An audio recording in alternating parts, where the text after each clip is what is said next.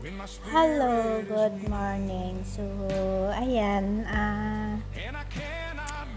ito, pupunta ako ng, ang ganda na talaga ng, ng, hindi ko tuloy alam kung ano yung sasabihin ko and then explain kung ano yung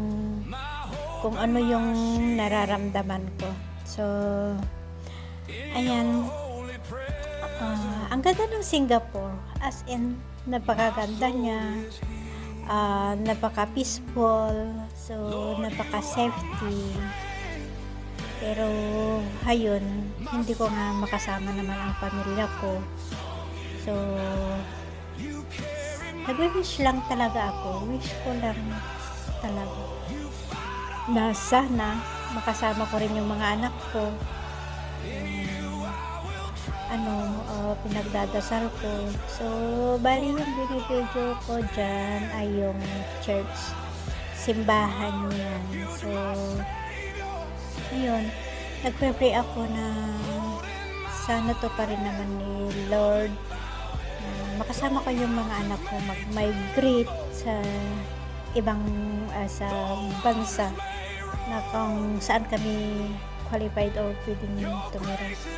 Kasi namimiss ko na rin.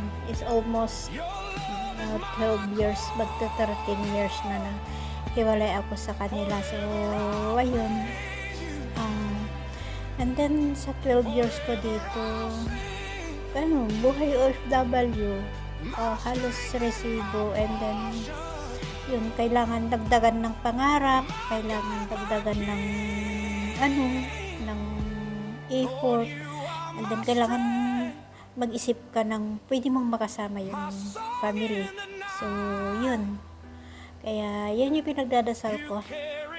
So, have a nice day. And thank you sa working and safety ko dito sa Singapore.